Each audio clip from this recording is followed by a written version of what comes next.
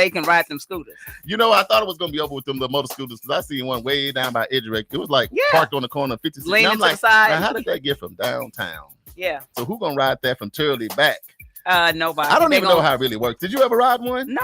No, I didn't even do this. No, my grandson did, and he done flipped over across a couple things a time or two, and I'm like, stay off of So it. you decided you would pass? I'll pass. Yeah. I did too, but I am excited about the show, man. Glad your family doing good. How y'all family doing out there? I did a good time. I had a good time. I went down to Oklahoma City, and you know me, if I got food, I'm happy. Yeah. Man, my daughter and my son-in-law, they laid it down on the grill. JB Smooth, what did you do, man? You still got your lopes on. You know what? I just, kick back, relax, and just got a little rest. You didn't cook?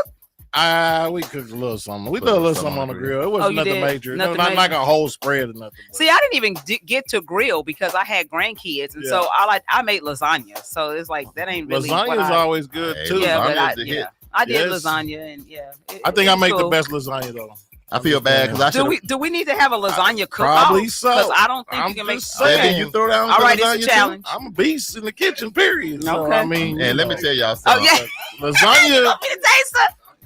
I love it. Yeah, we can do that. I can do that And make it happen. It was an exciting weekend because guess what? What's that?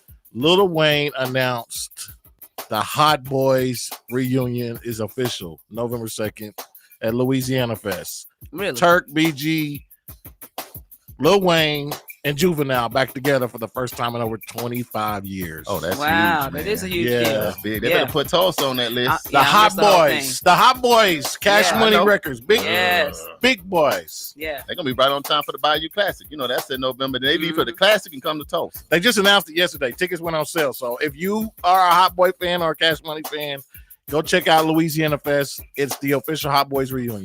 Yeah, and I'm excited about that. Yeah, I'm excited about it too. I'm excited. You excited? All right, Damali, let's get this party started, man. Welcome. I'm gonna do some shout outs to the minute. I appreciate everybody that's already on, but boy, we got a loaded show, so we're gonna get down to it. So we're gonna start off with our Black History trivia question. So you guys get your thinking caps on. Get your thinking caps on. JB, you ready? I stay ready. All right, I love it. All right, here we go. Black History trivia for today is: what year did the NFL have the most black quarterbacks start the season? Was it A, 1986? That was a good year. I graduated. Was it B, 2022? Was it C, 2024? Or was it D, 2000? Man, Damali, when did you get into the NFL game like that? Where you gonna bring a question like that to the table? That's part one. Now, I mean, I know the NFL starts this, but when did you take a deep dive? So I gotta get y'all. I'll just make sure I understand. So the question is, when was the first time you had 15 African American football players at quarterback start the season? Yeah. Is that the question? No. Read it one more time. The question was, I don't know, y'all made this out. That's not what I said. One more time. Let me say it one more again. All right. Okay. What year did the NFL have the most black quarterbacks start the season? Was it 1986, which is A? Was it B, 2022? Was it C, 2024? Or was it D, 2000?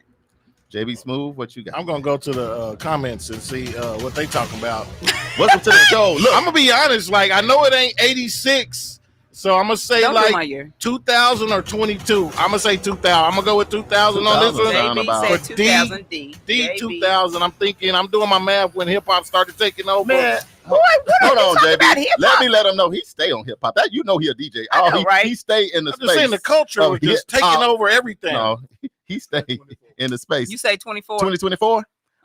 We got a lot of people on the line. Let me do this because I know y'all. So Googling. did Michael. Michael said. He said 2024. Okay. Let me do some shout outs. Mama is live with us. Hey, mommy. Welcome. You got another great grandbaby? Great. I'm right. A great right there. Yeah. Teresa Elliott, welcome to the show. Of course, we got Michael Brewer. He coming in with something. Shalon Renee Youngblood, welcome to the show. Shalon. Hey, Michael. Kool-Aid and many others. And the secret listeners. What's up, secret listeners? We see y'all. They saw the flyer and they started texting me this morning. I told them, well, at least 25 of y'all just come live in studio and sit at the table. But we got a few thousand on. We appreciate y'all tuning in. So Michael Brewer said C. Yep, Michael Brewer said C. And JB said D. Yep, and Sanders I did. C. I want to say 2022 because there was a whole lot of quarterbacks a couple years ago that was going nuts. The problem is I don't know. I'm BRC's. When you don't know the answer to the question, I would say, man, can I change my answer to 2022? No. I think you said Jalen Hurts. Oh, it was a whole lot of them coming. So now you want to change it to what, JB? I'm You messed up my whole gonna go with 2022. You gonna say B? It was either 2000 or 2022. Okay. 22 or 24. Don't tell him, Sanders. Just I'm going. No need. I'm gonna go with C. I'm going Michael Brewer, even though he's a Philadelphia Eagle fan. I'm a Dallas Cowboy fan, but we'll talk about that later because I do not think the Eagles gonna fly high. They're gonna We're fly gonna have low. a lot of answers on this because the ladies don't like. We don't care. They're gonna fly Right. low. Right. Mr. I love Producer. it. Teresa says B with JB. All right. Roll with me now. Yeah. Uh-oh. We got some. Uh-oh. That's black drumline music. When it stops, go He Birds. said go Birds. I love this. Is my favorite time of year because y'all just banter back You know and what forth. time So it I is, totally love baby. Producer, Love we gonna take a break or we gonna get straight to it? Man, let's get straight to it. Straight to it. All right, y'all. Know what it is when it is the first Wednesday of every month. We get into what the community want to get into. We get into the police report. Yes. And when this go off, you're gonna hear that drop, and we're gonna get to it because the man is here. Hey. And now it's time for the police report.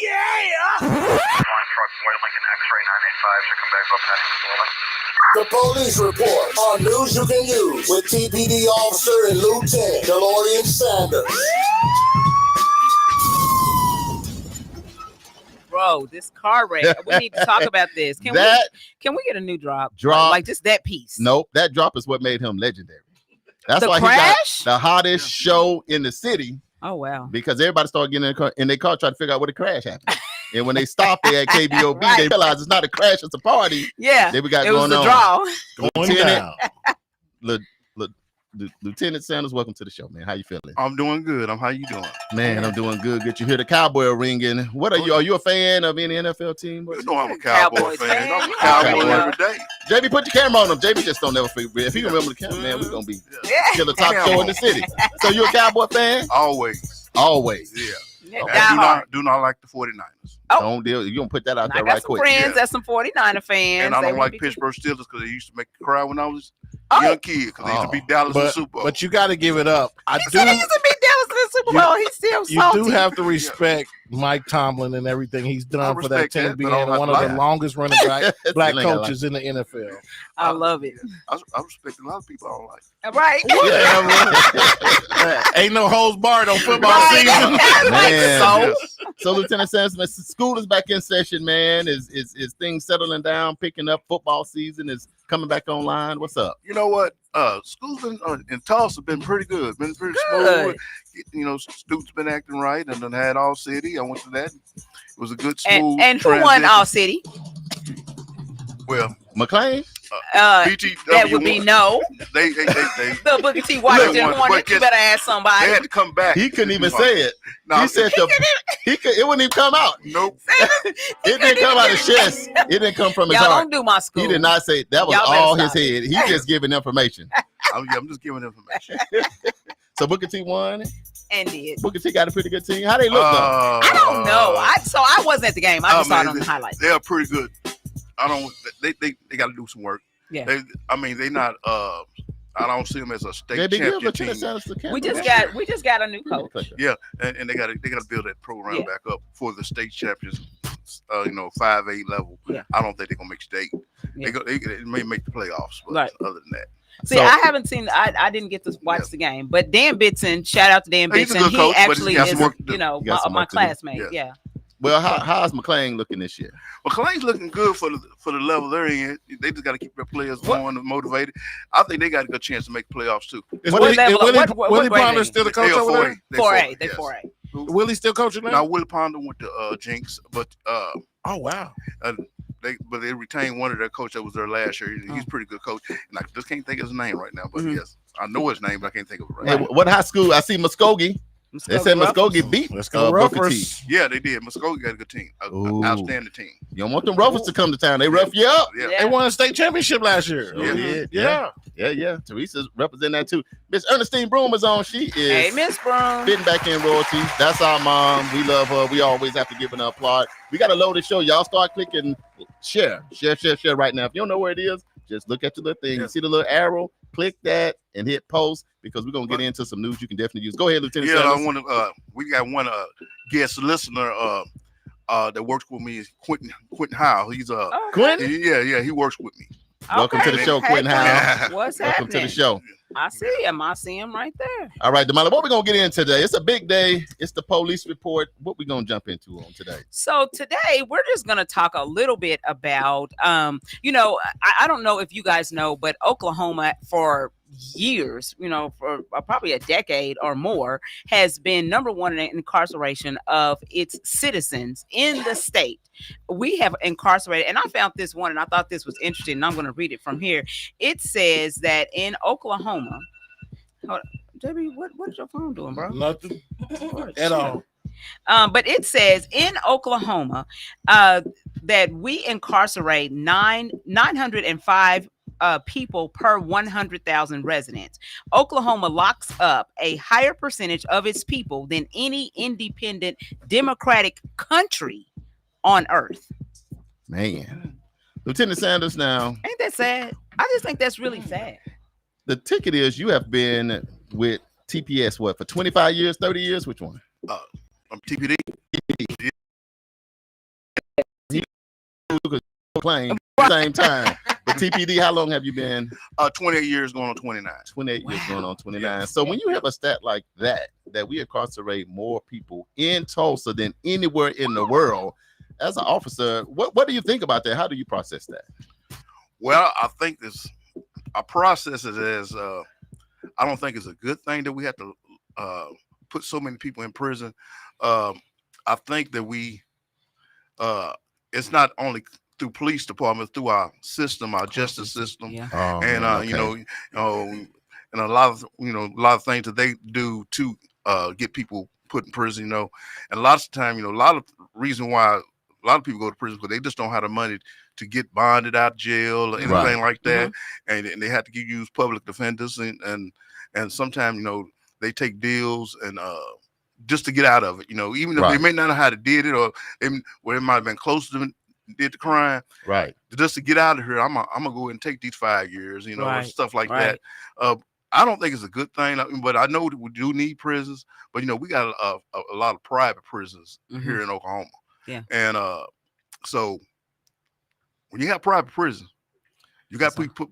I'm sorry, I mean. It makes it seem like you got to put people in them. Yeah, you got to in the beds. Prison. You got to have people in the beds. That makes it almost sound like business a little bit. It is business. It's big business. But it's sad if you're a big business in your. I'm a governor of the state. I'm not blaming the governor because I don't know. But I would not want to create a business that requires me to lock people up. Right. That's not what I would want to see. I would be like, can we build some more schools or some colleges or give funding towards school, college, mental health, something? Right. But if we gonna build some prisons, like you said, and we got to put people in them, it seemed like our goals, Damali, are already mixed up from the start. What about you? Well, let me clear this up. And it's like, us as a police department, these not in my police department. Right. We're not saying, okay, we got to help put people in these in prison. Now we don't be thinking like that. But as the process goes, is once you get into the system, once you get to that system, and you start getting charges on you, get warrants on you, you get put in jail, once you get in that system, it is hard to get out of it. It is hard to get out of that system. Once your name gets rolling around, and especially when you run around with the wrong people and keep getting in trouble, and it's just hard to get out of it. Right, and I want to ask this just as citizen because I'm not from here originally, but Damali, like you and JB here ranked number one, Oklahoma. How do you kind of process that? Like as a civilian, do you feel like, man, I got a lot of cousins, friends, family? There would be a lot of people going to prison since I've been here in Oklahoma. Does it feel like we rank number one like that? Well, yes, it does. When you think about the number of family members that JB put the camera. When you think about the number of family members that that have been incarcerated, some of them for crimes that you just like, come on now, for real. Oh, so okay. Is that really what we're doing? Can we not spend some more time doing something else but putting people in jail for these types of things? You know what I'm saying? But that's when it comes back to, and what we talk about all the time is legislation and voting. right? We Wow. got to get people in here in our legislature that are looking at trying to be proactive to keep people out of that system instead of throwing them into the system. Some of the laws that are currently on our books, they should have been removed a long time ago. I mean, like we talk about, there are Right. still slavery laws. Slavery is still a thing in some states. Right. Right? Because the laws have never been removed. Nobody has taken the time to go back and get those laws off the books. So if you get arrested, right? Yeah. And there is a law that fits the crime, no matter if it's from 1920, then now you're going to jail for something that we're in 2024. JB So it's just stupid. Can I go to unpolitically correct route about it and say, first of all, they call it the CCA, Corrections Corporation of America. That's CCA. Mhm. Like she said, it was a business earlier. Right. My second thought is, if we would stop committing so many crimes, would that give them something to do, or what would happen if crime went down? Like, for instance, when we was talking to the people in Omaha, how they were saying, the economy boomed and crime just dropped. Mm-hmm. Can that happen here? It can.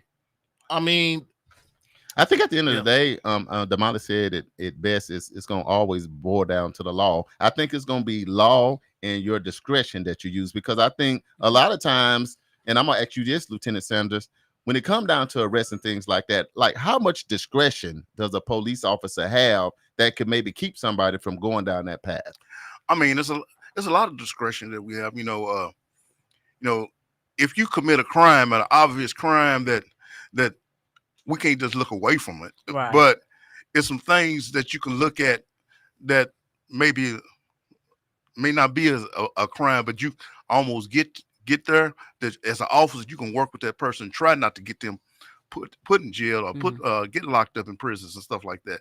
And, when you talking about legislation, we already changed the marijuana law here in Oklahoma. Marijuana is not as bad. A lot of people used to go to jail for marijuana, go to prison behind marijuana. That's not happening now. Right. We've changed the law on larceny. I think it's got to be over $1,000 or something like that. Right. But marijuana's the same marijuana. Yeah. They just legalized it in the state to make and taxed it though. Yeah, but I'm saying we don't take a lot of people to jail for marijuana that much. You got like it used to. Yeah, you got to really violate some of those marijuana laws that we have. But as citizens, they know this too, and sometimes they violate. Like kids running in the store, taking whole not kids, ain't grown ups. Right. Running in the store, taking whole baskets of food or clothes and stuff and running out because they know that the law has changed. And which getting ready to get. They continue to do this, legislature's going to change the law back to where it could be like over $500 or over $200 is going to be a felony. Yeah. People don't understand that when we try to help you, and as legislation, you start messing it up again, the law's going to go back.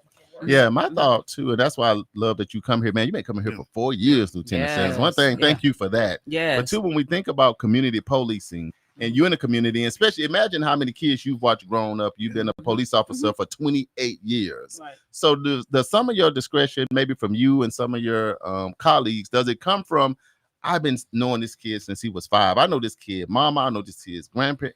And now when I pull him over and something's going on, how did that discretion play out versus maybe somebody doing something questionable and you have no relationship?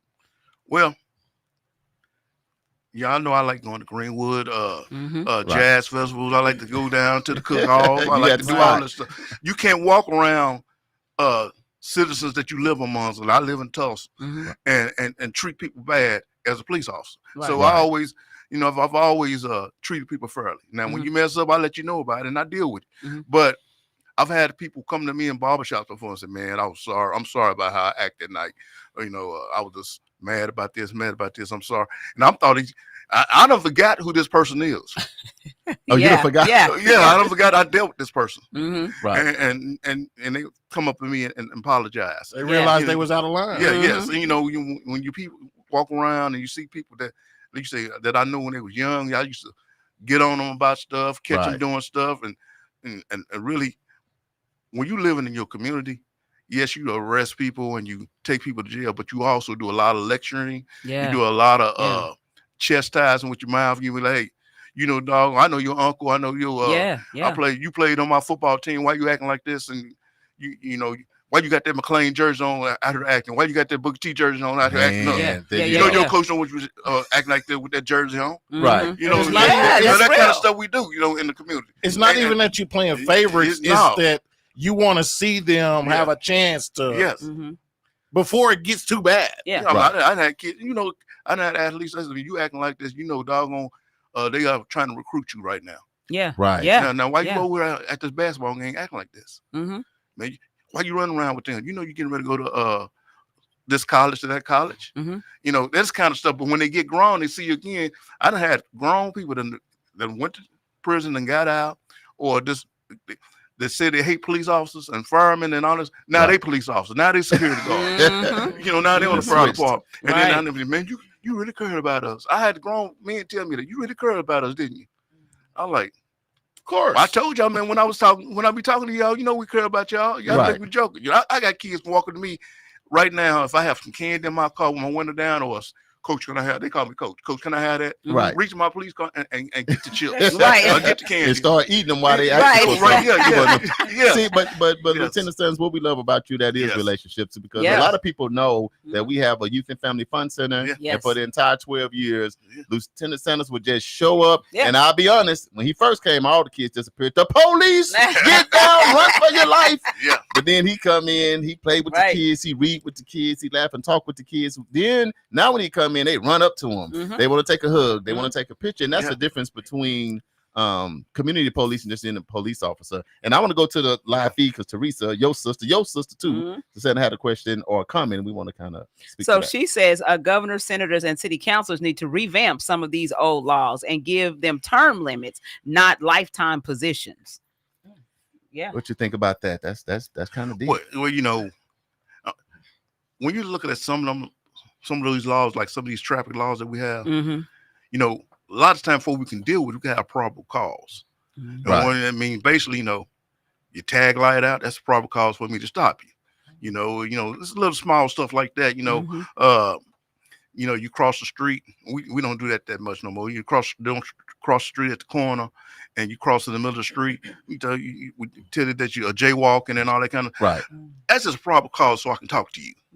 So why you talking to me? You know, why you talking? I'm like, what you want? I got somewhere to go. Yeah, you know, but now I got a reason to talk to you. You know, right. You know, that's a lot of them small laws. You know, is that a setup to get a person to incriminate themselves, though, or is that just protecting you as a police officer in case something is bad happening? Well, you know, somewhere down the line, somebody thought there was a law that needed to be put in the books, but they want to say, oh, we're doing this for the police department so they can stop people, but they are on the books, and we just sometimes we can use those little small laws, violations to you know, to make contact with somebody. And you know, sometimes it's good, sometimes it's bad, you know, but you know, we some of these laws do need to be, you know, reevaluated. You know, like, you know, as a police officer, you know, they might get trouble. So I don't like to work when they charge people with obstruction. They'd be like, okay, obstruction of justice. Yeah. Now, okay, let's get real technical. When you say they obstructed, what did they do to obstruct? Now, sometimes I believe some officers don't understand what obstruction is. Is that a felony or a misdemeanor, or depends on how you charge? Yeah, it's depending on what you're doing. But I think it could be I think it's a misdemeanor. Okay. Yeah. But you know, you know, stuff like that, you know, which bothers me. Right. So I'm gonna go to the live real quick. Rodney Moses, welcome to the show. What's up, bro? Corey Green was on. Welcome to the show. Appreciate that. We got another 1.5 thousand on. Before we go to break, because we do have a special guest. Yes. That got a story to tell and got a book to report on the story to tell. So we definitely want to get to that. But Lieutenant Sanders, of course, we're gonna come back with you, and what we're gonna do, and after we get to our special guest, we'll come back to you to figure out what can we do to not be ranked number one, Damali. We don't want to be ranked number one no more in Oklahoma. This is the Bible Belt. You can go to RU, you can go to Rhema, you can go to college. It's many other things you can do, but we want to, we got to find a way to get away from it being business to go to jail. Exactly. We'll be right back. This is KBOB 89.9 FM, World Development News You Can Use. We'll be right back with our special guest. She got the glasses on and the hair is ready, and we ready too. We'll be right back, y'all.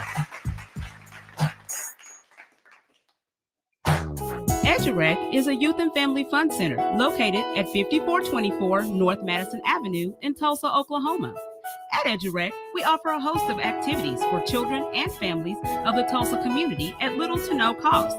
To find out about the many programs, activities, and services offered at EduRec, please visit our website, www.edurectulsa.com, or just give us a call at 918-430-3947. Fitting Back In is a reintegration program designed to help those released from prison to fit back into the community as productive, valuable members of society. They help schedule various classes such as anger management, substance abuse, and mental health. They also work with different programs in the community to provide job training. If you or someone you know needs help with resources in career development, employment, or housing, to find out more information, call 918-592-3500 or stop by 2121 North Harvard Avenue, Monday through Thursday from 9 a.m. to 2 p.m. The Juice Radio Show and KBOB 89.9 would like to say thank you to all of our listeners and sponsors who donate to help keep our media program alive, reaching the community. The Juice Radio Network continues to expand as influencers in the community of North Tulsa and beyond, but can't do that without your help. That's why it's important that we as a community continue to support the Juice Radio Show and keep 89.9 on the air. The community not only deserves this service, but needs this service. Let's continue to support the mission and giving a voice to the voiceless and donate to the Juice Radio Show. The Juice Radio Show is a nonprofit 501c3 powered by KBOB 89.9 and Eden Media Services, operating solely off the gifts, donations, and contributions made by listeners like yourself. All donations made to the Juice Radio Show are tax deductible and can be sent to 1216 North Lansing Avenue, Suite D, Tulsa, Oklahoma 74106. It's Tulsa, Tulsa, I see you here in Tulsa. I'm in Tulsa chillin'. We appreciate your continued support and thanks for listening to KBOB 89.9 FM.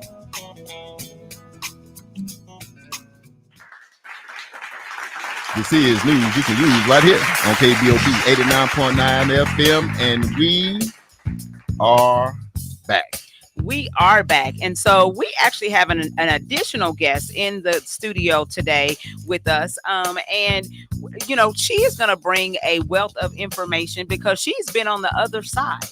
And so it's always good, you know, on our show, we want to always bring a platform of, hey, this is information that I can use. How is this applicable to my everyday life, right? And how does this apply to our community? Because we all live here together, right? And so we have in studio Miss Ratia Rogers, and she wrote a book. Yes. The book is entitled, I Broke Out of Prison. That's what I'm and when I first saw the title, I was like, we can't be breaking out. Hey, what we doing? That's not. But now that I know her, she's been on the show a few times, and so she's coming on today to actually have some conversation. So first, before we get off into why she's here, we want her to give a little bit about herself, who she is, where she's from, and then we'll talk about why she's here. Hey everybody, welcome. Ratia Rogers, when I broke out of prison, as Damali said, you know, I don't mind talking about it. You know, I've been through a lot growing up in life, and I've been through a lot growing up in life, y'all. Mm-hmm. Y'all tune in on my page, Ratia Rogers, when I broke out of prison, you know, due to my environment, the way I was raised up. So it pushed me out there, you know, to get into crime and, you know, selling dope, ripping, running the streets, couldn't stop me, couldn't slow me down. Yeah. You know, out there shoplifting, stealing. So you're from Tulsa? I'm from Tulsa, Oklahoma. Born and raised. Okay. You know, I meet a lot of people. They think I'm from East or West Coast, but I'm right here. That's style. Born and raised. They don't know. Yeah. That's what's up. Hey, yeah. Absolutely. So born and raised.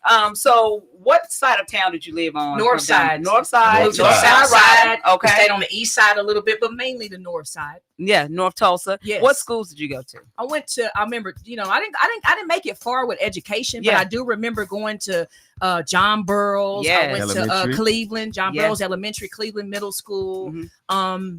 there's some more. It's in my book. And so absolutely. But I have a message that I tell people, just because, you know, the way somebody was raised up, you know, and you know, people may criticize you and talk about you. You can still rise up from that. And that's why I named my book. You know, it was inspired by God, you know, to title it, I Broke Out of Prison. You can still rise up from the ashes in life. You can still become someone powerful. You can still make it in life. You can make an impact. You can inspire lives all over the world, and you can do something. You can give back to the community. And that's what I'm about. Yeah. Let's do this right here. So you gave a little bit of your background, but it's a lot of young people, older people, local, national, and international. Let me do some quick shout outs.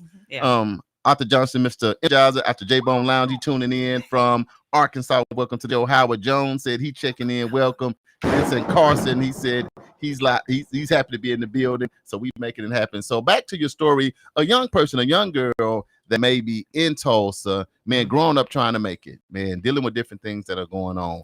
What are some of the things that maybe put you in a situation when you may have just been trying to do good, but I ended up here, not by just trying to be bad, but this is my story of how I got here, just to try to encourage somebody in Tulsa, north, south, east, and west, just trying to make it in this world. Speak to them. You know, that's all I saw. That's all I was around.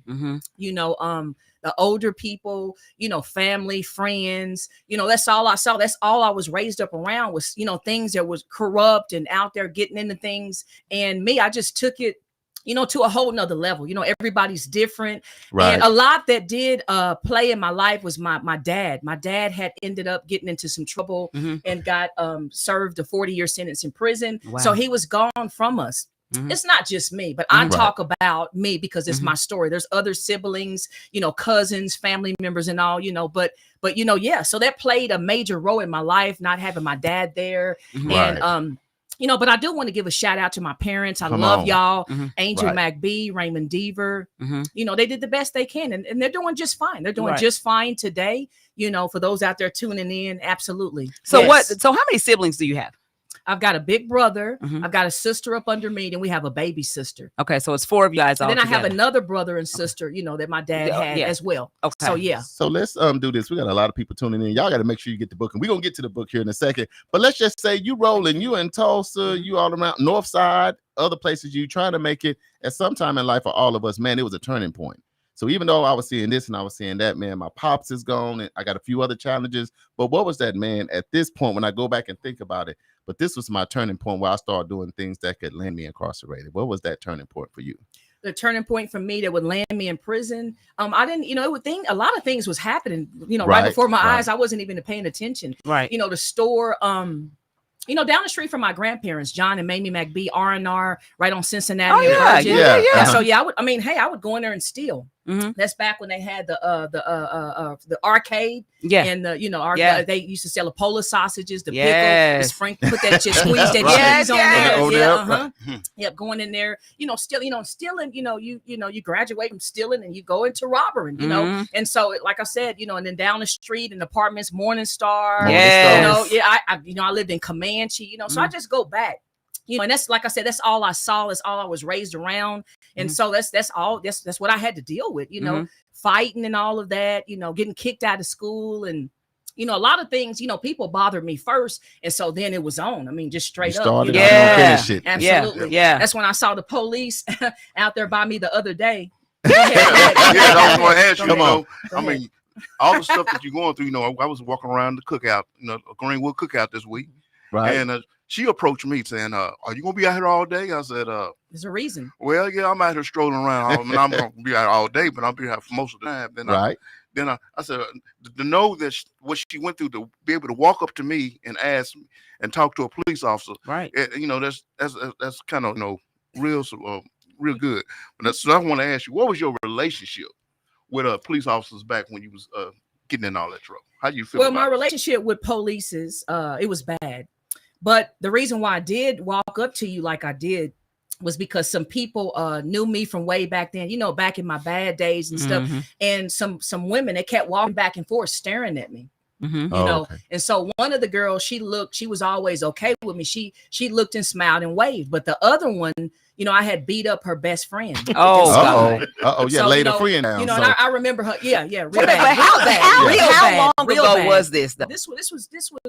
It was back in the day. 20 before years I had a plus. baby. Before I had, before And I so had how a old baby. is your baby? I had my son is 26. I had him at Okay, 15. so- Yes. So okay. this was back, 94, 95, and so yeah. So And you 14, 15 years, 14, At this 13, time, at that time. And yeah, so and yeah. and Absolutely. So that's why I 26 years ago. yes, before 26 years And ago. we still mad. That's what I saw in the girl. Yes. No, what it I'm is, looking. I have the it's- discerning of Yeah, spirits. yeah. So you can come near So you me and I'm still- going to pick up something right off of you just like that. But I can tell you this it's a right gift. now. I can tell you a good butt whooping to give you a flashback. Man, nothing like a flashback of a butt whooping. Everybody can remember if they had to take one for the team. So it don't take long to go back 15. You go back 50 years and somebody put it on you right. So the girl that you beat up, she walked by you, Not or is her no, sister? no, it was her best She friend. was her best friend. She was thinking about her best friend's get back. Yeah. Mhm. Yeah. Yeah, back in because the what day. happens, her Back in the friends day. still wonder why she didn't protect her. But Yeah. her friend is probably like, the way she was doing you, I didn't really want to jump in. Right. I didn't want to get off right into at that time. I I didn't was want telling that her smoke. to stop, but she wasn't listening because you had messed up. But nevertheless, you got that spirit of discernment. So she used me as a prop. So she used you to say, let me look. Let me get And over that's here. why I asked you whenever you leave, Yeah. is anyone else coming Oh, around? oh, Is there, yeah. remember me asking you that? Was Yeah. the other police coming? Yeah. Let me tell you what I love about that is because when you go back to when she had to get the butt whooping, it was police officers then, but at that time, because you was in a different space, you get hands day. Right. You see what I'm saying? Back then. Yeah. But Get a now two-piece. I've learned, I've Yeah. lived a little bit. I got a goal, I got a mission, I got purpose. Absolutely. Right. So You I'm know on the somebody. person that's supposed to Yeah. protect and serve me. Mhm. I don't have to feel like I'm Mhm, weak mhm, to mhm. go over and say it's more to y'all here so I can keep doing what I'm doing to Yes, stay yes, right. To yeah, keep going. So yeah, that's big on your yes, side. Yeah, Yeah. probably back in the day, you probably said, "Why you staring at me?" Right. What's up? What you What's want up? to do? What you gonna do? Yeah, That's how we do it in the hood. Can we ask how long have you been telling your story, and how long has it taken people to start paying attention to you? Whoa. Well, Man. actually, I want to say, when I got locked up, and I was actually telling my story then. I was 21 when I got locked up. So actually, I want to say I was telling my story then behind, in prison, when I right. was locked up, and then so I was 21, Mhm. and so I have, but I want to say this: when I Broke Out of Prison was published, I really started, to talk more about my story. I never was ashamed. I never was shy or ashamed to talk about my story, but now I'm telling it, to crowds. Mhm. I go into churches and Yeah. share my story, share my testimony and things like that. Conferences. Mhm. Different places, TV, Mhm. it's international on CBN, the 700 Club on TV, Wow. where millions have saw my story. And so, so it's been a minute, but to answer your question, I Broke Out of Prison came out. It's been 5 years for I Broke Out of 5 Prison. years. So you've been consistent. I've been consistent with getting putting around. your message out. Yes, with Mhm. getting around. So Yes, what is telling the my story. motivation behind telling your story? Well, the GOD is my motivation. Come y'all, on. So, Yeah. I won't stop, can't quit, won't stop. I got a motto. Mhm. And I say, don't stop, don't quit. It don't matter. Things come our way in life, which will Right. try to draw us down, but I get my strength from God. And so what I'm doing is I'm doing a good thing. Mhm. I'm testifying about the goodness of God who brought me a mighty long way. A lot of people don't do that. And that's what the meaning of I Broke Out of Prison means, to talk about it, to tell, to help other people break out. Mhm. To help other people, get release from whatever it is that's going on in their life. And so, I'm not afraid. I'm not ashamed. I'm helping people. I've inspired other people Right. Mhm. to write books. I have an I Broke Out of Prison #2 where it's a Uh-oh. book collaboration. Right. Come on, somebody. Okay. And so I've got other people in my book talking about their stories as well. Sure. So I've given them a platform. And so, and I'm Let looking me- for more. I'm looking for males as well to join me in I Broke Out of Prison #3. I mean, Okay. you told me, you told us that you really didn't go to school that much, and I didn't. so when it comes to writing a book, did it make you nervous? Okay, No. Right quick. Hurry up and answer that. Okay. No, because it was God inspired. Uh-oh. No, I truly don't. I don't have a lot of purpose then. education. I don't, but I am. I'm different. I'm unique. I'm set apart. I'm the black sheep. I'm special. I'm blessed. Mhm. And you know, it was inspired by God to write. You know, I've never written anything in my life, but God pushed me to tell the whole world. So I'm like, no, they can't know all this. Right. They can't know, you know, growing up when I was sleeping around with different people, you know, I caught some STDs, you know, some things happened, you know, I'm just keeping it real. I'm a transparent person. Right. Come on now. And so I'm like, no, I can't. I'm not putting this in my book. And God is saying yes. Man, and I'm well, okay. Let's put a beautiful photo on the front cover. No, put your inmate photo on the front cover. Be real. So I had to listen to that voice. Right. You know, be real. This is me. This is my story. You know, so absolutely. Let me do this because, of course, it's a police report. Lieutenant DeLawrence Sanders has the biggest show on the planet. Say that first. And we up to 3,000 people, so they loving what we're talking about in the conversation. But I'll say this: we was talking about Oklahoma incarcerates the most women here in this state than anywhere in this entire country. And Lieutenant Sanders said that a lot of times what happens, somebody might go in for something petty, stealing some stuff out of the store, grabbing a couple of things, but once they get there, can become a lifelong criminal. You said at 21 you were in. So instead of you still being there and not being out here with us and writing a book, what at 21, while you was locked up, was your turning point to say, you know what, I'm not going to be here forever. I'm going to do something different so that you can be here today, encouraging and inspiring so many. You know, wow. My back was up against the wall, living in crime. Before prison, it was juvenile, in and out of jail. Yeah. You know, affiliated with robbery, selling crack cocaine, selling marijuana. I was a candy lady, you know, teen pregnancy at 15, been through a whole lot. But I wanted to say this, that at 21, when my back was up against the wall, you know, like I say in my viral documentary, you know, my life flashed before my eyes, and I really and truly had an encounterment with God. And so that's what changed me. I want to say this, if it was not for God speaking to me about accepting him and getting my life changed, there's no way. What? And I broke out of prison, book, excuse me, impacting communities, international, global, telling people there's no way I could even have the audacity. There's no way I could even be brave enough to even do that without God in my life. God is the one who told me to do it. And I love it. And I'm going to ask this only because I don't know. Because everything you said, I understood other than the candy lady. When you said you was a candy lady, I don't know. What does it mean when you're the candy lady? I just want to make sure. I want just, you know, now laters, you know, donuts. But as you can see, a lot of, this is what I figured out in a lot of people, like the illegal stuff that they used to do. Now, you know, people see me all over. What am I doing? I'm selling. I broke out of prison. That's that entrepreneurship in me, y'all. Get a copy of my book. I broke out of prison. It's right here. Yay, right there. So I was an entrepreneur, you know, you know, when I was young, growing up, selling marijuana, crack cocaine. No, I was not a big dope dealer. No, I was not a big time dope dealer. But I still sold things. So yeah, to answer that, I could already see an entrepreneurship spirit in me by selling candy, finding different ways to do things illegally. But now I'm doing things legally. You know. Let me add to that. What she's doing, what she's talking about. I got a couple young men that I know that was doing that kind of stuff when they was younger. But they making good money now. And one had posters of y'all making, how you do this, all this, and all that. And now I'm making good, honest money. And I posted back to him. I told him, you know what? You always knew how to make money. You was just doing it wrong. You had the wrong platform, the wrong vehicle. That's it. Real quick, I want to welcome Cecil Parker from St. Louis. He said, "What's up, family?" Gregory Shaw, Greg, how are you? He's a developer local here in Tulsa, about to build a library. Right there on Greenwood. So let's do this, because I can tell you like a cousin to us, and we can just talk forever. But we are on the air. Let's get to the book. I broke out of prison. How did you get that name? Well, you know, it was impressed upon my heart to write my story. And so I said, hey, what's the title? What is this? So God gave me, I broke out of prison. And so it fits me. Now I'm not just putting out a book cover that says that I was actually locked up. You know, some people don't believe, you know, that, you know, and I know a lot of people do know, they could see that it's me, but I do run into a lot of people and they say, huh, you know, so I have to tell them, but yes, God gave me the title. And like I said, it fits me because I want to say this, I was actually locked up. And not only that, Ratia Rogers broke out of prison by the help and support of God. Absolutely. I love that. So the title though is not just physically metamorphosis. Exactly. That's what I was going to say. So it's mental. It can apply to anything because as a man thinketh, so is he, right? Yes. And so if you believe that you're in a situation that you can't get out of, then you're in bondage, right?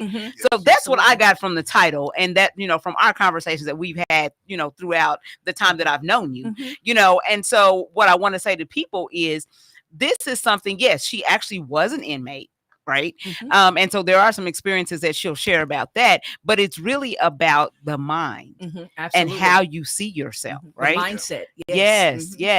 So what would you say to a young girl that is now in the struggle, that are going through some of the things that you went through that landed you in prison? What would you say to her to help her kind of change her life? I just want to say this: if you don't listen up, to your elders, your mom, dad, auntie, whoever's raising you, whoever you're around, if you don't listen up, it's going to get worse because nobody can change you except if you really want it. If you can't be forced to change. So, I didn't listen up. So that's why I'm telling you to listen up. And that's what I do when I go to speak at McLean, Tulsa Job Corp. They will listen to me speak and give feedback and tell me I'm an inspiration. I do run into some of the youngsters when I'm out. They say, hey, you inspired me. You came out to my school. We love what you did. And also they will show the I Broke Out of Prison documentary film as well after I speak. Wow. I did speak at Sankofa Middle School. Right. At both of the KIP schools. Yes. One is out west, one is out north. Right. And so there's some more places on the roster that's going to be coming about this year. And so, that's all I could do is be excited to give back to help our youngsters. That's what they need. Yes. How long were you incarcerated? They gave me an 8-year sentence, but I ended up serving 3. Okay, look at God. Yes. So let's do this because, like I said, we could talk all day, but we're going to have to get into some other stuff. But before we go, where can people get the book? What's your website? What's your social media? Because we got about 3,000 people on, and I want them to be able to follow your great work and your story. Absolutely. Go follow the I Broke Out of Prison Facebook page. Also go to ibrokeoutofprison.com. Go find I Broke Out of Prison on YouTube. It's a viral documentary film. And you know what? It will be a movie. I tell everybody that. If you want to help me make it a movie, contact me. I Broke Out of Prison 2019 at gmail.com. Call my toll-free number, 1-800-764-7598. Again, ibrokeoutofprison.com. Thank you so much. Yeah. Man, like that. And real quick, we got Kenneth Kool-Aid. Welcome to the show. He said, nice show. St. Louis, Mr. CP said, that is so true. People are in mental prison all around us. Great subject. So we'll take a real quick break. And are you gonna hang around with us? Can you hang around for a little bit? Absolutely. Because we want to talk about, we got your platform, but where are you going from here?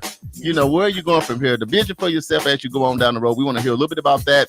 You're tuned in to the Police Report with Lieutenant DeLorean Sanders. We got another special guest. Miss Rogers is in here. I broke out, y'all. Anyway, we'll be right back. KBOB 89.9 FM. Where when available news you can use. Charles and Damali next to Hump Day Hot Topics. The 36th Street North Event Center is a full-scale event center where we share the experiences of the community.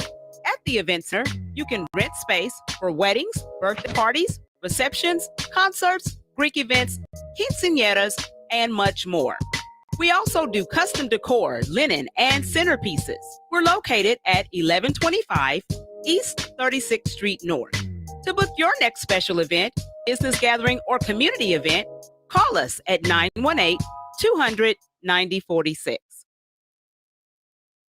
Fitting Back In is a reintegration program designed to help those released from prison to fit back into the community as productive, valuable members of society. They help schedule various classes such as anger management, substance abuse, and mental health. They also work with different programs in the community to provide job training. If you or someone you know needs help with resources in career development, employment, or housing, to find out more information, call 918-592-3500 or stop by 2121 North Harvard Avenue, Monday through Thursday from 9 a.m. to 2 p.m.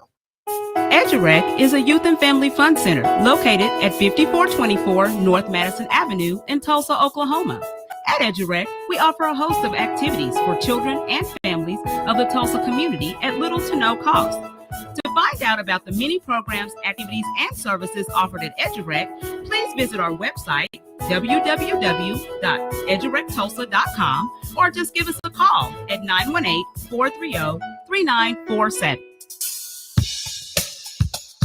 This is news you can use right here on KBOB 89.9 FM and simulcast on the News You Can Use Media Network, powered by World One Development, and we are back. We are back. And so we're on the live. Somebody has asked that we repeat the Black History trivia question. So we're going to go ahead and give that to you right quick before we move into our Hump Day Hot Topic. So the Black History trivia question is, what year did the NFL have the most black quarterbacks start the season? Was it A, 1986? Was it B, 2022? Was it C, 2024? Or was it D, 2000? Miss Rogers, you want to get that a shot? Give it a shot. She is not gonna give that a shot. Not into football. Yeah. Yeah. When this music stops, that's it.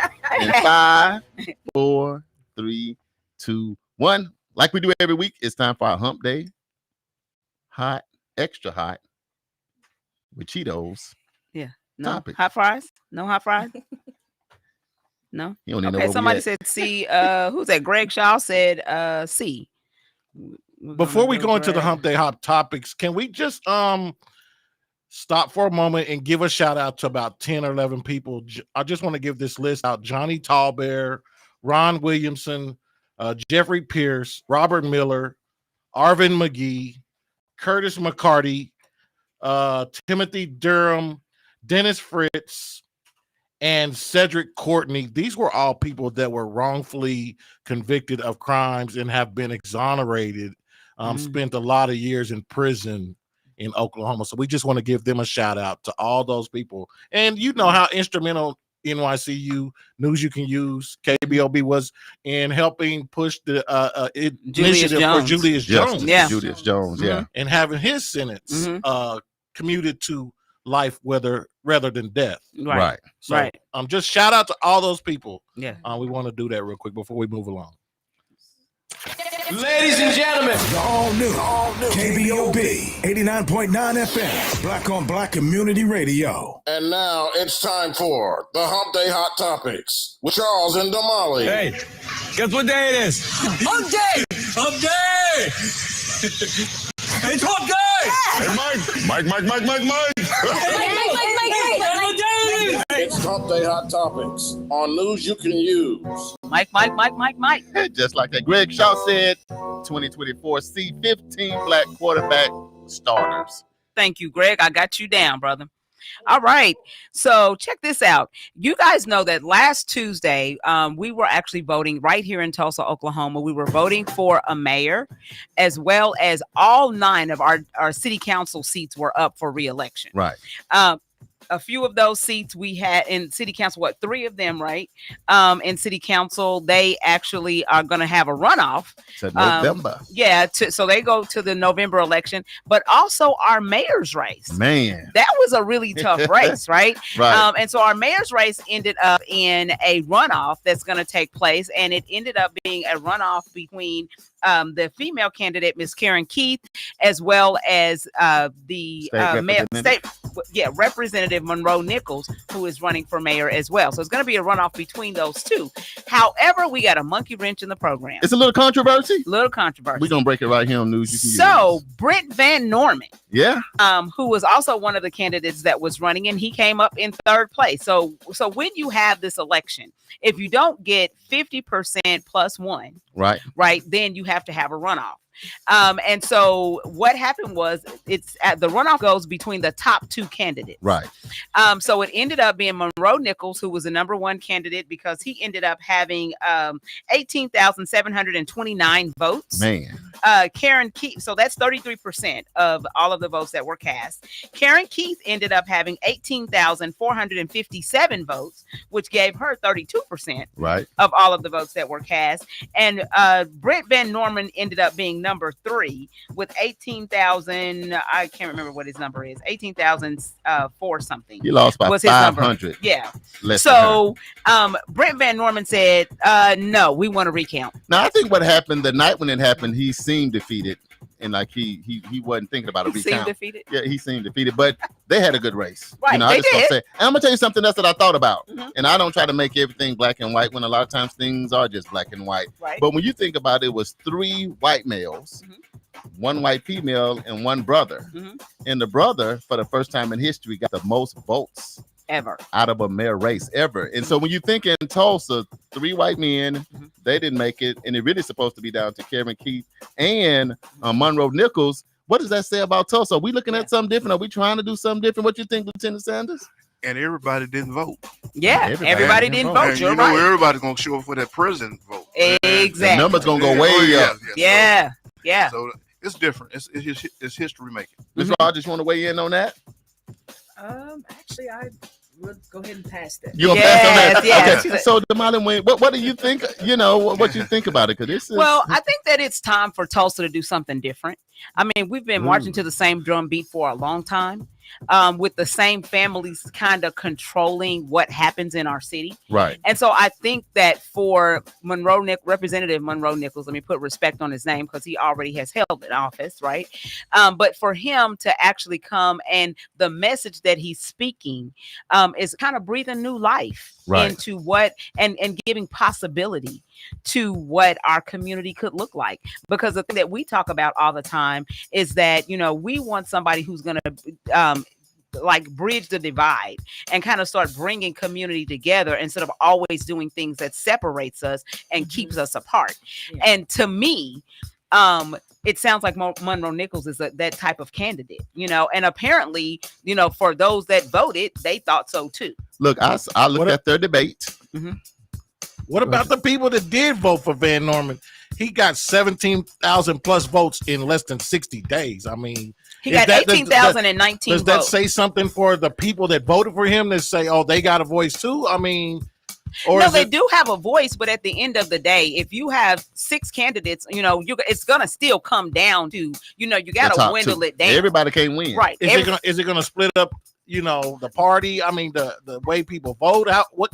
How's it going to affect the election? Well, at the ticket, we live in a democracy. Right. You know, you run and who wins, wins. And whoever becomes the mayor is the mayor of the city of Tulsa. Yeah. So they're going to be the mayor for everybody. It's just that when you run your campaign, sometimes it's close like that. And what I love about this, Damali, is we tell everybody, this is why your vote counts. Exactly. That's why we're doing a recount. So when people sit back and like, I don't want to vote, I don't care, it don't matter, it do matter. You need to look into each one of these candidates because their platforms are very, very different. Very different. I mean, extremely different. I think that what Representative Monroe Nichols put before people all across the city was a specific detailed plan. He has a I listened to Karen plan, Van Norman plan. Van Norman is a businessman. So a lot of these people are just business people, man. The man is an accountant, he's an attorney, he do big business. Right. So it's easy to see what that lane is. But I think Monroe is like business, but then every day, then went to TU, played football, just man, that's a lot of that's mixed in that pot. And I think it makes a difference because he's been on the state level 8 years, you know, for the last 8 years as a legislator. And so to come back down to, you know, working on the local level, then he's going to have some knowledge that he's bringing with him about how to operate the city. But when going back to your point, when we talk about how close this race was as far as votes are concerned. So again, the numbers are Representative Monroe Nichols got 18,729 votes. Karen Keith got 18,457 votes. Van Norman got 18,019 votes. You know, so I mean, that is so close. You know, so some of those people that were sitting at home like, I ain't worried about that election, that didn't vote, if you'd have voted, then maybe this would have turned out a whole lot different. Here's the $1 million question, I think. This is what I think. This is 2 things. One, if Van Norman endorses somebody, he got what if he endorses either one of these candidates? I believe if he does, they become mayor. I'll say that. Yeah. Right. If he does not endorse, you got, like JB said, you got 18,000 people out here that's now undecided. So in Tulsa, I hate to be in that race. Is the platform more Monroe is what people's waiting on or are looking forward to? Or is it on, or do some just not vote at all because my guy didn't make it? So you know what, I'm out.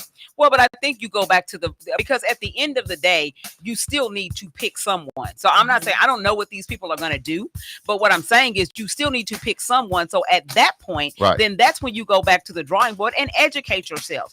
Take both of their platforms, put them side by side, even if you got to whiteboard it, put it side by side and be like, hey, what kind of Tulsa do I want to see? You know, I've lived in Tulsa all of my 56 years. I know know what I've seen in my adult life. What do I want to see differently? And then which one of these candidates is going to bring me what I'm looking to see? And your sister, so y'all must be pretty close. She said that we need something different in Tulsa. Correct. You know, and I don't know. It's a culture shift. Yeah, so we got a race between now and November 5th?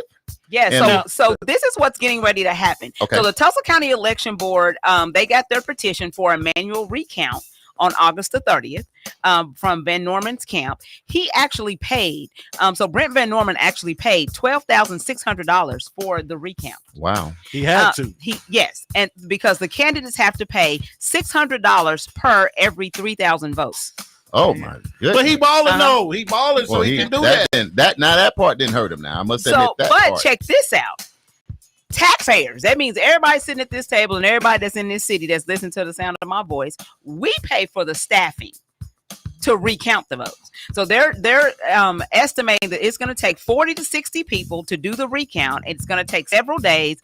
That means that we could be responsible, meaning taxpayers, for paying $12,000 per day until the recount is completed. Can I say this? So that everybody can not be mad at me, but like, Charles, why you say that?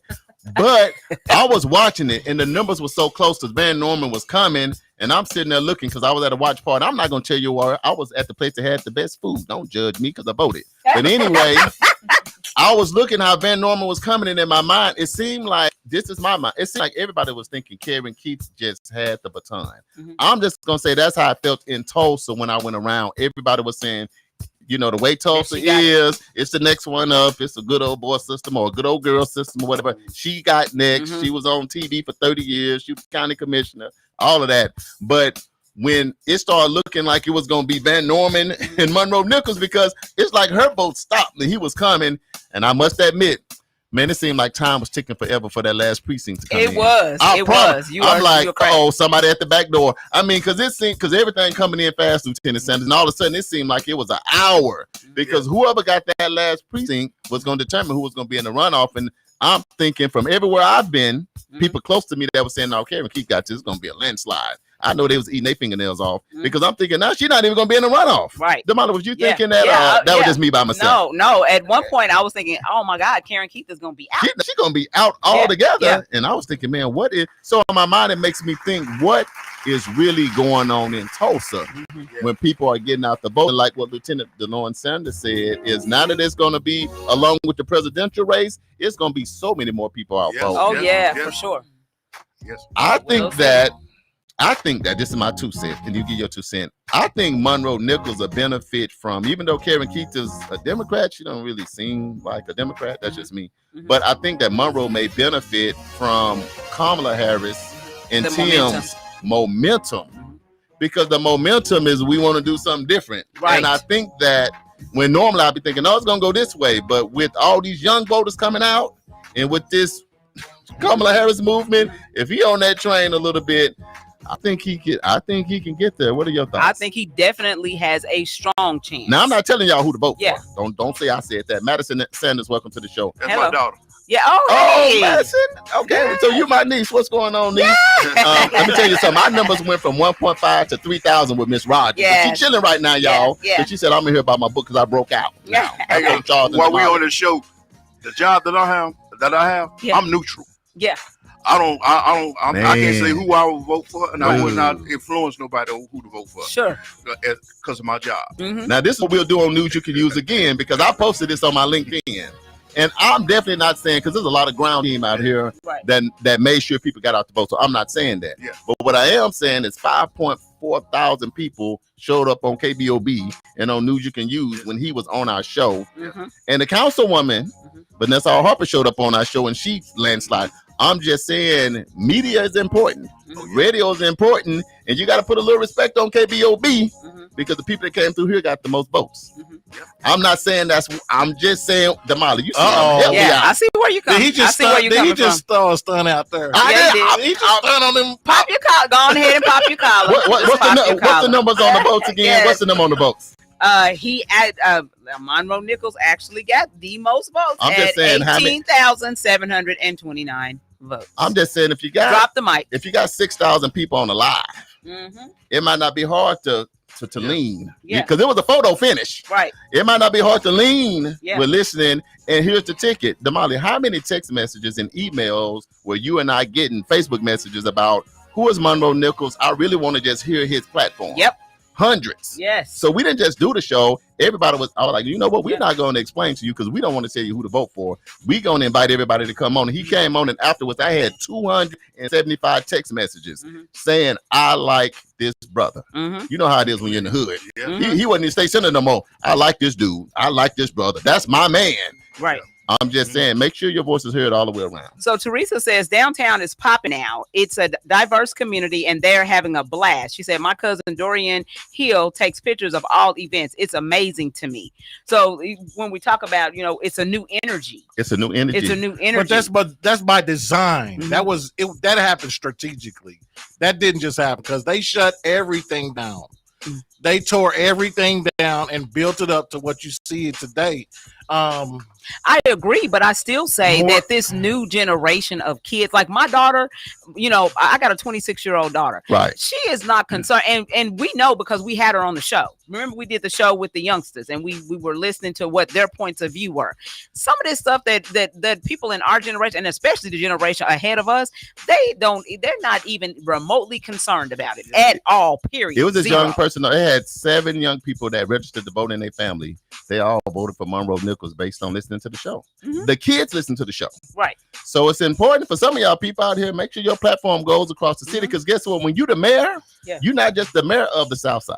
You're not just the mayor of the East Side. That's right. You are the mayor, for the entire city of Tulsa. And I believe this mayor is going to have this mayor is going to have the support of the entire city. I think that's what's going to be different. Because I think for this person to become mayor, you're going to have a relationship with North Tulsa. Right. Or you not getting in. Exactly. So I hope you got a real plan and a real platform and not no games, because we don't want to hear no games, because we can see game a mile away. And it's over with for that. It's over with. So now a judge is scheduled to rule if the recount will proceed tomorrow, which is September the 5th at 9:00 a.m. is when the ruling is going to take place. It's probably going to happen. I would say, because they're already preparing for it. They're already talking about that it's going to take place at the Tulsa County Election Board, that they're already got sheriffs lined up to pick up the vote. It's like a big, it's a big deal. It's a big deal. And let's do this and I'm going to move on. Not who you voting for, but what are we looking for individually as citizens in our city for whoever going to become mayor. Not who you're voting for, but in this city, in the mayor candidate or the person that becomes mayor, me personally, for me, my family, my community, my school, my job, my infrastructure, whatever, this is what I want to see out of my candidate. Lieutenant Sanders, what you looking for out of a mayor? I'm just looking for a mayor that's going to be fair. Being a person that works under the city, right? Will hold his people that work for him and that answer to him accountable. Yeah. If they're not being fair with other people, and I'm all over. I'm in all departments. He said a mayor that's fair. That's fair. Yeah, I like that. Yeah. So you got that from a lieutenant, DeLorean Sanders, 28 years. Yeah. With City. PD. Yeah. Now we're gonna go to a DJ. DJ to be smooth with the logo. Go to a DJ. What are you looking for the person you're gonna vote for mayor? What am I looking for? I'm looking for someone that's gonna continue to change the trajectory right of where Tulsa's going business wise, especially for Black businesses, and someone that's going to be a leader and take responsibility for things that happened in the past, and find a way to take care of those who need to be taken care of. And along the lines of that, because there's this huge black cloud over Tulsa, right, with Greenwood, and we can talk about that all day. We know all about it, but until they remove that black cloud over what happened with Greenwood, and it affects so many people down through generations, that is a huge deal for this city. So anybody that can help the community move forward in a positive direction with what happened on Greenwood is a good one in my books. Whether they're Black, white, Indian, Haitian, American, it don't matter. And I'll say that I think I'm always gonna have respect for Mayor G.T. Bynum, because of him signing the executive order for Beyond Apology. That framework that Greg Robinson put together, and we went across the city. It wasn't just North Tulsa, it was North, South, East, and West. But he signed an executive order that is going to be a framework to sit down and have that conversation about what it looks like to amend kind of what JB is talking about. So he doing it on the way out the door. I don't know what that means because he's going to hear that baton, I'm gone. But nevertheless, he did it, which is a lot more than over this last century of what any other mayor ever done, in my mind. Damali, what you looking for in the mayor? I would say I'm piggybacking off of DeLorean. Accountability. Somebody who's going to be that's going to represent the entire Tulsa, not just one side. Somebody who's interested in making sure that the underserved or disadvantaged have an opportunity to have legacy wealth for their generations that come up behind them. Making it fair so that all of us have the same opportunities. Now, what you do with your opportunity, that's up to you. Right. But at least the opportunity is there, for you to be able to succeed, because obviously there's been, like you're talking about passing the baton, in some section, and I'll just say in North Tulsa, for example, prime example, other parts of the city got the baton and they started running 30 years ago. Right. So if we just now getting the baton, there's no way that we're going to catch up with those folks that started running 30 years ago.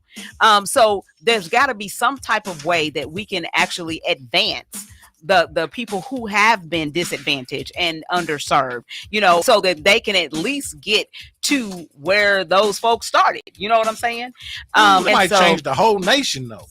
And if that's what we need to do, then so be it. That is what it is. It is what it is. I love it. Okay, well, we're going to go to our guest to see, because we always got to check back. So for a mayor in the city of Tulsa, just what would you like? Now, who you going to vote for? What would you like to see out of the mayor? Absolutely. Now I can speak on that. Gotcha. Now I've just been listening, and everything that they've been saying, for everybody here sitting at the table, I can agree. But when it comes to the topic, I am not a person to talk about that, but I can respond to the question.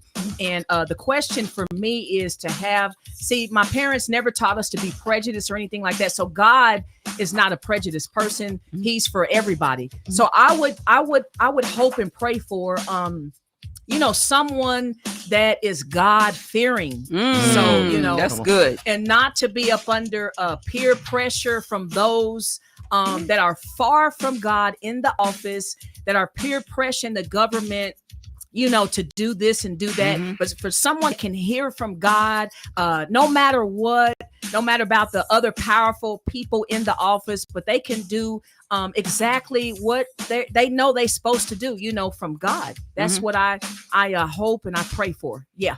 Man, I should have went before you. I can't even go now, but I'm gonna try. That's good. I can't even go now. Damali, go again. No, I'm just saying. That's good stuff, my sister.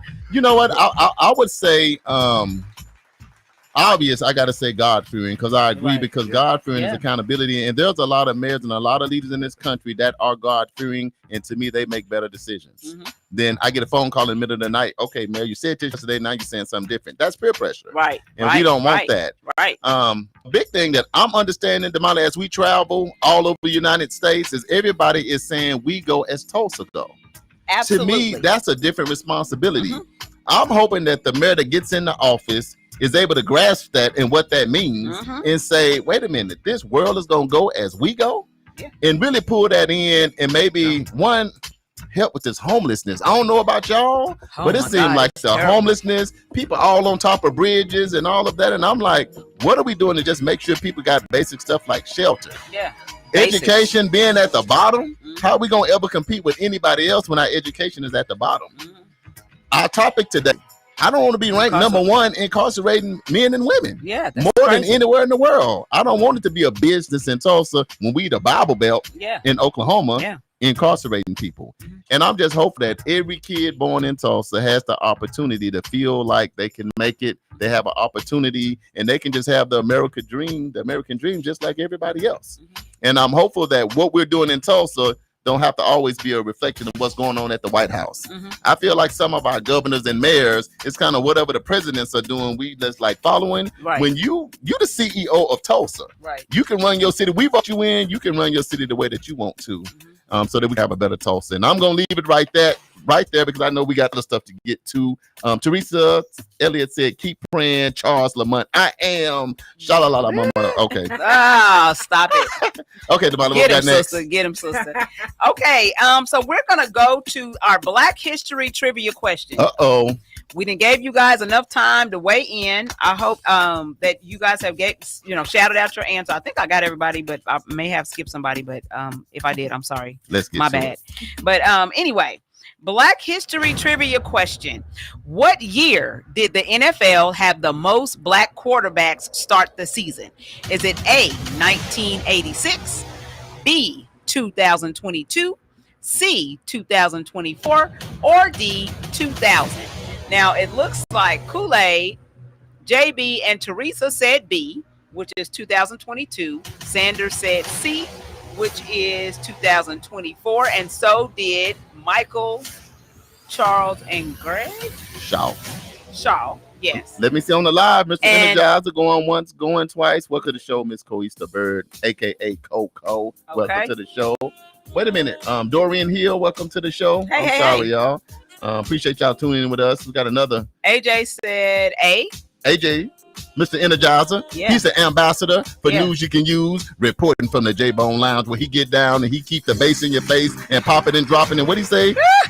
And other stuff too. Y'all got to check out the J-Bone Lounge one day. What AJ gonna say? Love AJ, Mr. Energizer.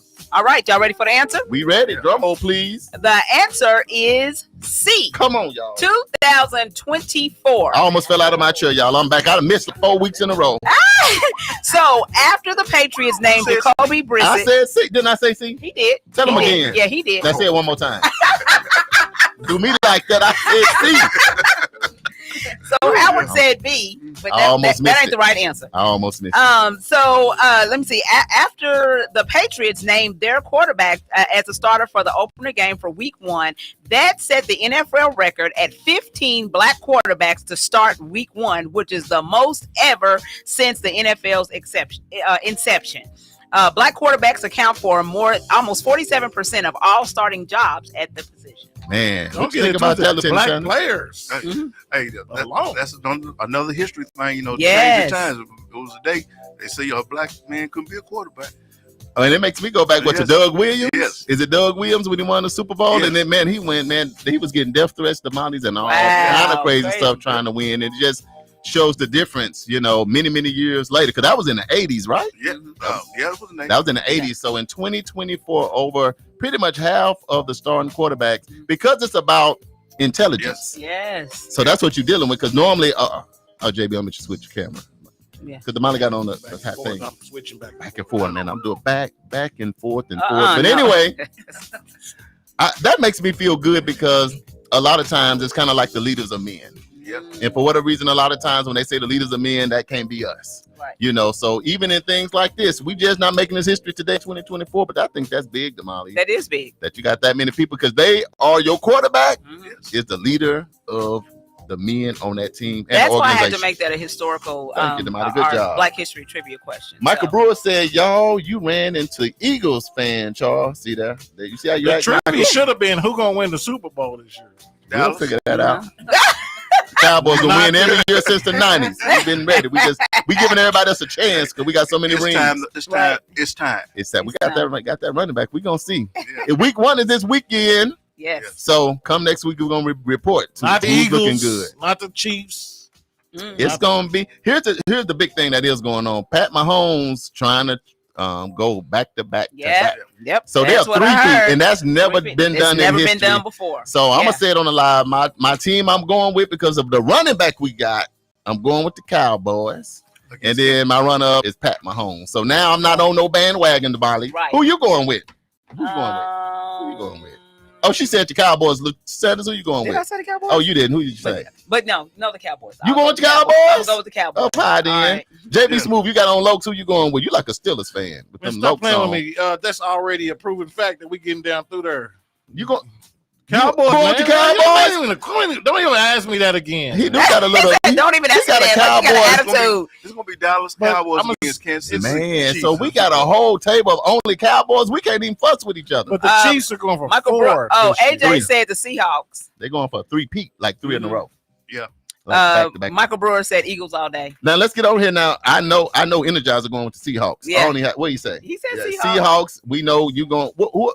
Okay. Who y'all going with? Who y'all a fan of? Because you can't switch once the season starts. Yep. Here are the people that we know. We know Pastor Jamal Dawes is going with San Francisco. He 49ers all the way in his 49er road fast at the church. At the church for the Lord 49ers. Jesus. Him and Shank. Yeah.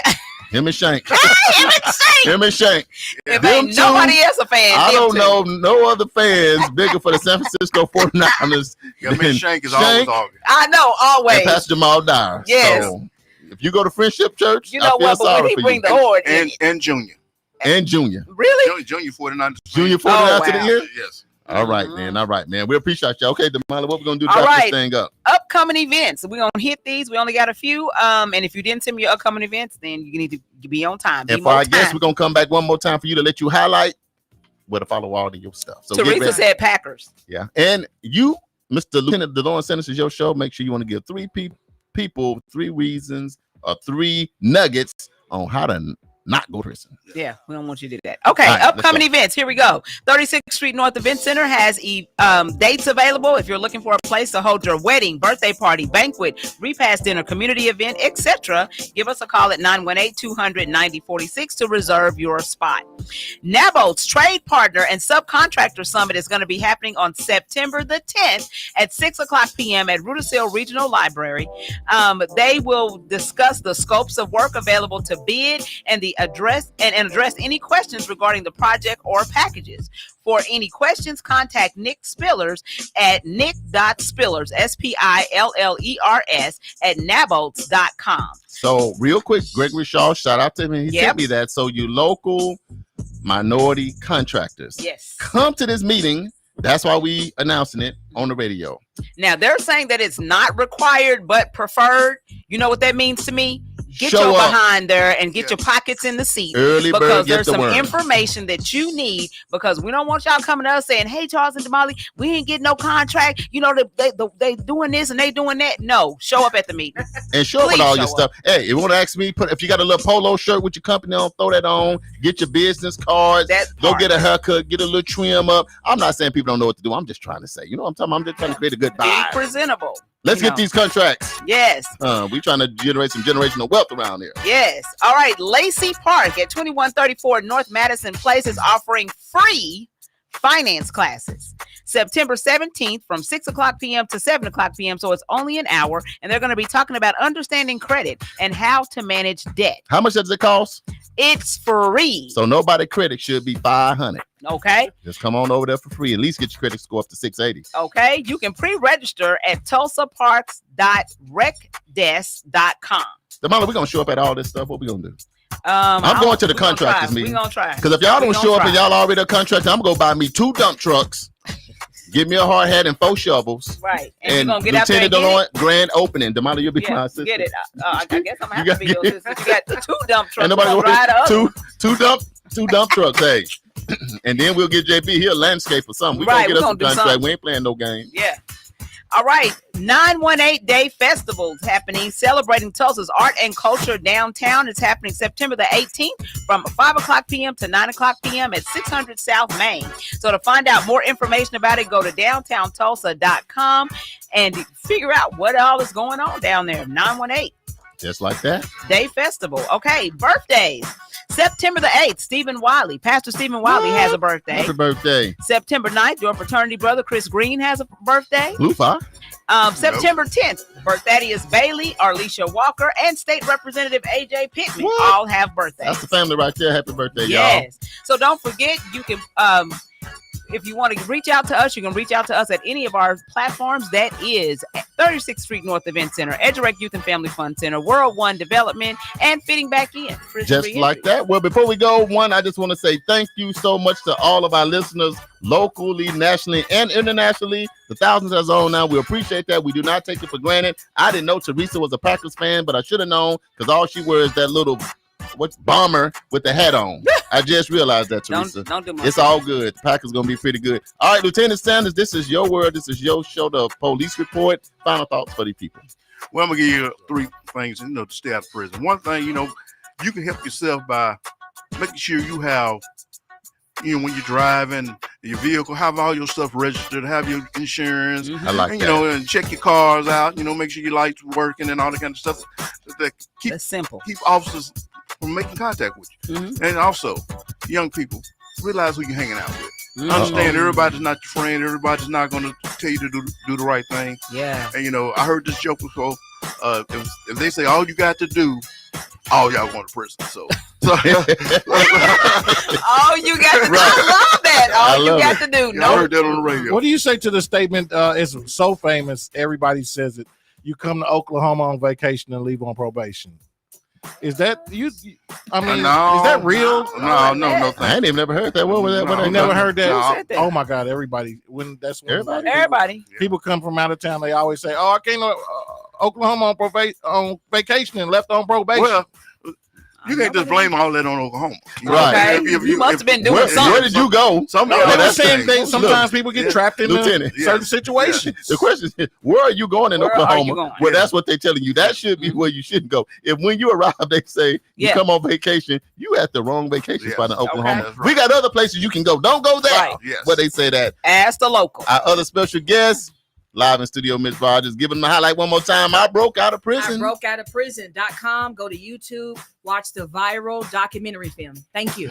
Just like that. Damali, what's your final thoughts? Final thoughts is, you guys make sure that you're present in the voting. So let's continue to watch out. Do your research, okay? Don't just listen to everybody tell you whatever. Go do your research for yourself. And make sure that we're trying to love each other and just make the world a better place. I just had a brand new grandbaby. So for me, it's just all about legacy wealth. It's all about, preparing this city for the future. So make sure that you guys are voting and paying attention to what's happening. Just like DJ JB Smooth, final thought. I ain't got nothing. You ain't got nothing for you, man. Anyway, my final thought, let's love each other. Whoever become mayor, pull us all together. All of our pastors and community leaders, keep just pulling us all together so we can all be one big family. Yep. That's what I'll say to everybody. Let's love more and hate less. We got to get ready to go. And if you want to do something to help us out, please consider donating to Eden Media Services to help our community radio continue to stay on the air. You can send your donation made payable to Eden Media Services to 1216 North Lansing Avenue, Suite D. We moved on up, y'all. Tulsa, Oklahoma, 74106. This has been news you can use with your boy, Charles Hopper, that's me. And Damali Wilson, that's me. And we are live every Wednesday from 1 p.m. to 2 p.m. So make sure you tune in. What you doing? What's the nod, bro? That's you. That's your part. Up on her. Oh, that's my part. That's your cue, JB. Go ahead and hit that. Yeah, of course. No doubt. Don't look at me like, hey, your turn. No, bro, it's your turn. It's Cowboys for life. That's all I got to say. If you like to promote or advertise your business or events on this show, make sure you inbox us on Facebook or all social media at World One Development. This has been World One Development's news you can use with Charles Harper and Damali Wilson. Yep. And TPD Lieutenant DeLord Sanders. And special guest, Ms. Ratia Rogers. Yes. The views, thoughts, and opinions expressed on today's program belong solely to each of the hosts and their guests, not necessarily to this station, organization, committee, or other groups associated with KBOB 89.9 Black on Black Community Radio, Eden Media Services, World One Developments, news you can use, and of course, NYCU.FM. Thank you guys so much for being a part of the show today. Hey, they asked me if I had a comment. I was like, late. I thought about it. Don't commit the crime. You don't do the time. Oh, wow. All right. Don't commit the crime. Yeah, Sanders don't want to see you. Yeah, because Brother Sanders be out in the streets. Anything else, guys? That's it, man. Love y'all. Peace. Get over the hump.